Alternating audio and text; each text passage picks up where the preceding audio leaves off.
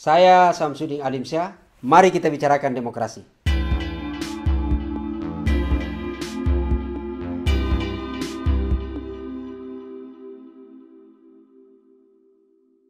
Komisi Pemberantasan Korupsi akhirnya menggunakan kewenangannya untuk menghentikan penyelidikan dalam kasus korupsi bantuan likuidasi Bank Indonesia dengan tersangka Syamsul Nursalim dan istrinya Idji Nursalim. Ini merupakan pertama kalinya KPK menghentikan perkara setelah diberikan kewenangan untuk menerbitkan surat perintah penghentian penyelidikan yang tertuang pada UU KPK hasil revisi. Apakah itu langkah positif atau negatif bagi pemberantasan korupsi di Indonesia? Apakah ini prestasi buruk bagi KPK? Baru saja memang kalau kita lihat di akhir-akhir bulan ini misalnya perjalanan gitu ya, di bulan Maret menuju ke April ini kan kita banyak peristiwa. Dan peristiwa itu memang kita berduka, yang kemudian kita lihat bahwa proses demokrasi kita itu bukan hanya berjalan di tempat, tapi sepertinya ada tanda-tanda yang memang bergerak untuk mundur gitu ya. Itu yang kita lihat gitu. Coba kita lihat misalnya apa yang terjadi. Baru saja peristiwa misalnya bom di Makassar gitu ya yang terjadi. Lalu kemudian keesokan harinya ada lagi peristiwa di Mabes Polri pada saat itu gitu ya. Itu kemudian yang sampai ada satu anak bangsa gitu ya, putri gitu ya, Sakia, yang kemudian berhasil ditembak mati oleh kepolisian gitu ya. Ini adalah peristiwa-peristiwa yang membuat kita semua sekira berduka pada saat itu. Dan pada saat yang bersamaan juga sebelumnya itu ada peristiwa yang sangat heboh, saya kira adalah Kongres Luar Biasa Demokrat, yang juga banyak orang menyatakan bahwa ini adalah bagian dari proses juga berkontribusi mundurnya demokrasi. Dan yang paling membuat kita semua sedih karena baru saja ada peristiwa bom gitu ya di tanggal 31 Maret itu, keesokan harinya 1 April justru ada kebijakan yang keluar. Jadi ada satu institusi yang bernama KPK gitu ya, anti rasuah, yang saya kira publik selama ini menjadikan satu-satunya tumpuan harapan bagi publik untuk bagaimana mendesak, bagaimana ada harapan Indonesia yang diklaim sebagai Indonesia maju itu adalah Indonesia yang bebas korupsi gitu ya. Paling tidak KPK kita berharap menjadi institusi yang bisa berkontribusi kuat, bisa berkontribusi maksimal dalam hal pemberantasan korupsi. Tapi apa yang terjadi pada saat itu di tanggal 1 April itu, hari Kamis, justru membuat kita semua bersedih. Bersedih bukan karena kita berduka karena kehilangan apa-apa gitu ya, tapi karena ada institusi yang selama ini sangat dipuja gitu ya. Tingkat kepercayaannya sangat tinggi, tapi kemudian serta-merta pada saat yang bersamaan itu mengeluarkan keputusan yang namanya SP3 terhadap salah seorang tersangka korupsi gitu ya, yang jumlahnya sangat luar biasa, hanya karena berdalih bahwa ada kewenangan yang diberikan dalam Undang-Undang KPK nomor 40 gitu ya. Itu saya kira yang menarik. Tanpa kemudian melihat seolah-olah KPK sepertinya mulai secara perlahan gitu ya lupa sejarah gitu ya.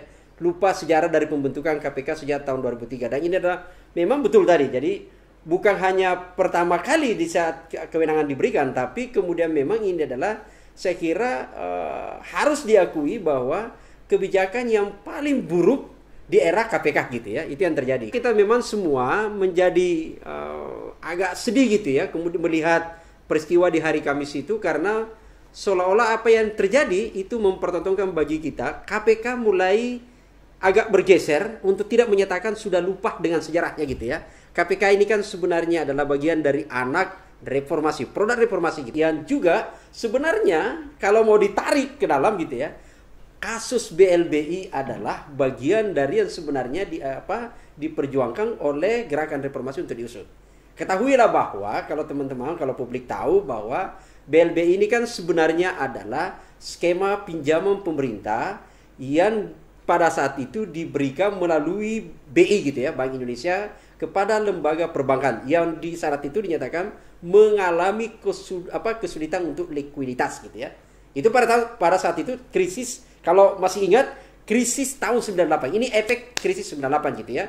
Yang kemudian dananya cukup gede, jadi 147 triliun pada saat itu yang diberikan kepada 48 lembaga perbankan gitu ya. Ini yang kemudian diberikan ke sana. Tapi kemudian perjalanannya kalau kita lihat ini kan justru ada kecurigaan ternyata ini bagian dari modus. Jadi selalu ketahui lagi, kalau ingat masih penjelasan kita bahwa korupsi itu kan terjadi di mana ada peluang gitu ya, dia akan melakukan korupsi, dan kalau itu peluang itu tertutup, dia bagaimana berusaha menciptakan peluang itu, termasuk bagaimana mengakali celah hukum atau kemudian mendesain kebijakan baru untuk melonggarkan mereka melakukan perbuatan korupsi. Sama kemudian yang terjadi di BLBI. Maka apa yang terjadi kalau kita saya selalu mengajak kita untuk melihat dulu ke belakang sebelum masuk ke kasusnya gitu ya. Jadi kalau dilihat itu misalnya apa yang terjadi di BLBI, ini kan sebenarnya adalah agenda yang sudah berpuluh-puluh tahun didorong oleh publik untuk ada kepastian hukum di sana. Gitu ya. Jadi kalau kita lihat misalnya pertama kali di tahun 2007 gitu ya, kalau kita lihat. Di tahun 2007 kalau publik masih ingat, itu kemudian ini menjadi agenda besar di lembaga parlemen. Bahkan pada saat itu ada 40 anggota DPR gitu ya, ada 40 anggota DPR itu kemudian bergerak bersama mengajukan hak interpelasi. Hak interpelasi kepada pemerintah gitu ya, penjelasan atas dana BLBI yang jumlahnya itu sampai ratusan triliun gitu loh. Ratusan triliun ini kan kalau ratusan triliun kalau mau dibandingin dengan satu daerah saja APBD-nya kan baru 1 triliun saja maksimal. Gitu ya kalau kabupaten kota. Daerah yang kaya mungkin bisa mencapai 3 triliun dan macam-macam gitu ya. Tapi kalau kita average misalnya rata-rata seluruh kabupaten itu baru bermain pada kisaran 1 sampai 2 triliun. Itu per hari ini. Ini adalah justru 147 triliun gitu ya. Yang kemudian itu dana itu kita lihat pada saat itu teman-teman DPR melihat bahwa ada yang missing, ada yang keliru di sana. Kebijakan keliru, maka kemudian ada interpelasi kepada pemerintah. Itu terjadi. Mereka melihat bahwa ini adalah desain yang dilakukan oleh agen tertentu gitu ya, para koncois yang akan merampok keuangan negara yang melalui BLBI, maka diadakanlah interpelasi. Ada 40 anggota DPR pada saat itu, misalnya kita ingat ada kalau saya tidak salah ada Pak Rahmat gitu ya, Pak Rahmat dari PKS, lalu kemudian ada Pak Ade Daud dari saat itu masih ada PBR, Partai Bintang Reformasi gitu ya. Lalu kemudian ada Pak Marwanto dari Partai Amanat Nasional, Pak Doro Jatum dan macam-macam gitu ya. Ada berapa di situ anggota DPR, ada 40-an yang kemudian sepakat mengajukan hak interpelasi. Tapi apa yang terjadi pada saat itu? Bahkan ketika bergerak hak interpelasi, DPR pada saat itu juga sadar bahwa sepertinya memang ada kekuatan besar yang juga pada saat itu bertarung antara yang pro bahwa kasus ini harus diusut tuntas gitu ya. Tapi ada juga bagian yang memang sengaja menghambat. Bahkan ada beberapa anggota DPR pada saat itu menyatakan ini ada kekuatan besar, partai besar gitu ya, yang kemudian menginginkan bahwa bagaimana BLBI ini tidak diusut gitu ya, secara tuntas. Sehingga apa yang terjadi? Ini saya akan cerita perjalanannya, betapa sebenarnya kasus BLBI ini memang tarik menarik gitu ya, sejak dari awal. Yang kemudian bergerak terus dan akhirnya interpelasi diterima, lalu kemudian berjalan, berproses gitu ya. Dan pada tahun 2008 termasuk aksi masyarakat itu terus bergerak, ada yang ke istana, ada yang ke DPR RI, ada DPR, MPR gitu ya, pada saat itu melakukan aksi unjuk rasa mendorong untuk percepatan terhadap penanganan kasus BLBI. Terakhir sebenarnya adalah pada saat itu yang dilakukan adalah ada kesadaran di tingkat internal DPR, terutama parah gitu ya, motor penggerak interpelasi melihat bahwa rasa-rasanya kekuatan itu sangat besar, maka kasus BLBI dibawa masuk ke KPK. Itu kemudian mendorong, mendesak KPK untuk mengambil alih gitu ya. Ingat pada tahun 2008 pada saat itu siapa ketua KPK? Yaitu pada saat itu kalau masih ingat itu adalah ketua KPK-nya Pak Antasari gitu ya. Pak Antasari yang kemudian dorong ke sana, yang debatable pada saat itu, yang belakangan diketahui ternyata ada juga ada kriminalisasi di sana gitu ya. Itu dibawa ke Pak Antasari. Ini kasus BLBI tidak selesai di sana. Dan terus menjadi desakan publik untuk sebagai agenda prioritas penanganan hukum di tanah air kita, karena ini adalah uang rakyat gitu ya. Itu yang dilakukan sehingga ada proses pada saat itu menuju pergantian pimpinan KPK gitu ya. Kalau pemirsa ingat gitu ya, ada seleksi KPK dan hampir semua calon pimpinan KPK pada saat itu menjadikan salah satu janji yang akan diusut gitu. Jadi kalau ingat misalnya dari Pak Antasari kemudian masuk ke pimpinan Pak Abraham Samad gitu ya. Pak Abraham Samad saat itu juga menjadikan sebagai agenda prioritas. Jadi selain pada saat Abraham Samad itu ada dua sebenarnya kasus besar gitu ya. Selain Senturi, lalu kemudian juga BLBI gitu ya. Nah, kasus ini sebenarnya adalah, kalau lagi-lagi kita akan ingat, kasus BLBI ini sedang diproses pada tes itu, sedang coba di pemeriksaan saksi-saksi, yang kemudian terjadi ada peristiwa kriminalisasi KPK pada saat itu. Meskipun saya tidak bisa memastikan, dan saya kira publik juga tidak bisa menjudge gitu ya, bahwa ada hubungan langsung antara kasus kriminalisasi komisioner pimpinan di KPK dengan kasus yang BLBI gitu loh. Apalagi khusus ketika peristiwa pimpinannya Pak Abraham Samad yang kemudian Mas BW Bambang Ujianto itu kemudian di ini gitu ya. Itu kan pada saat bersamaan juga adalah ada kasus dugaan korupsi yang melibatkan pada saat itu adalah calon Kapolri gitu ya, yang pada saat itu gitu. Kita ingat yang kemudian akhirnya batal dilantik yang namanya Pak Budi Gunawan. Jadi kita ingat ada banyak peristiwa-peristiwa betapa perjalanan memang kasus BLBI ini sebenarnya adalah bukan lagi kerikil gitu ya. Jadi kalau ada menyebut ini melewati kerikil-kerikil, saya kira ini bukan kerikil. Ini tanjakan yang terjal, butuh stamina, dan hanya orang-orang yang kuat memang yang bisa menuntaskan kasus ini. Makanya selalu dia menjadi mandat ketika ada rekrutmen KPK.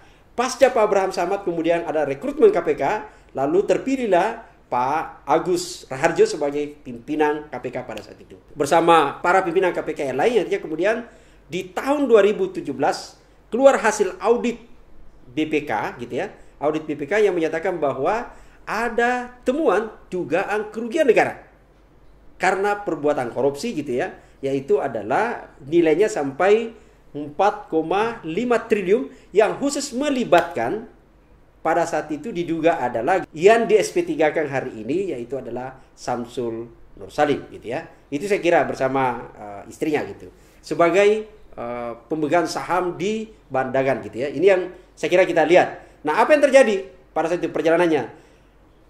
Ada harapan publik supaya ini adalah bagian dari proses menuju selesainya kepastian hukum terhadap kasus BLBI.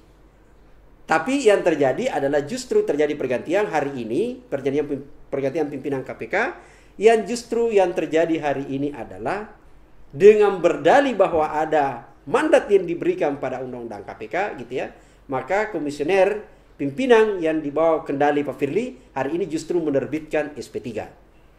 Dengan dalilnya adalah Undang-Undang KPK khususnya di pasal 40. Padahal lagi-lagi saya ingin mengajak kita mencoba ke belakang gitu ya, bahwa ini adalah fakta yang diperlihatkan ke kita semua. Kenapa gerakan anti korupsi pada saat itu bergerak menolak revisi Undang-Undang KPK. Ini adalah salah satu pasal yang ditentang oleh teman-teman para penggiat anti korupsi. Karena mereka melihat bahwa pasal ini bisa digunakan kapan saja gitu ya, dan bisa bahkan disalahgunakan gitu untuk kemudian karena ada kepentingan lain gitu ya. Itu yang kekhawatiran. Dan hari ini dengan berbagai argumentasi yang dibangun oleh KPK akhirnya terbitlah yang namanya SP3 gitu ya terhadap kasus BLBI. Meskipun gitu ya, meskipun ada perdebatan di sana. Kalau sekedar untuk menyatakan bahwa karena kasusnya itu yang lain sudah bebas gitu ya. Tapi yang harus dipahami yang juga ada perdebatan karena undang-undang revisi KPK ini kan sebenarnya terbit di tahun 2019. Apakah ini bisa berlaku surut terhadap kasus yang sudah ditangani sebelumnya? Ini yang menarik gitu ya, saya kira.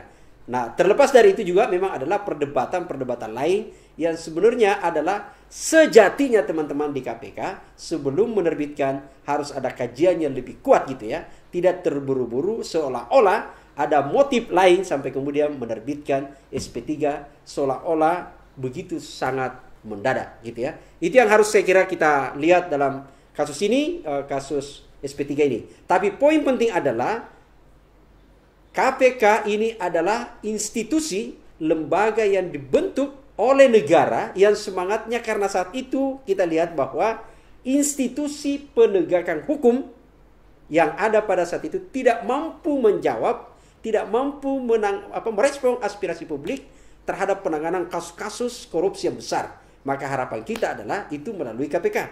Kalau ternyata KPK juga tidak ada pembeda dengan lembaga yang lain, maka itu menjadi soal. Sehingga menurut saya adalah dengan kasus BLBI ini harus ada dilakukan secara maksimal evaluasi, mengkaji kembali kelembagaan KPK bukan karena ingin dibubarkan gitu ya, tapi bagaimana memperkuat kembali KPK seperti yang minimal seperti yang ada sebelumnya, lalu kemudian mengevaluasi orang-orang yang ada dalam KPK, gitu ya. Karena ini penting, institusi dan orangnya tidak bisa terpisah, tapi institusi itu menjadi lebih penting dalam hal sistem.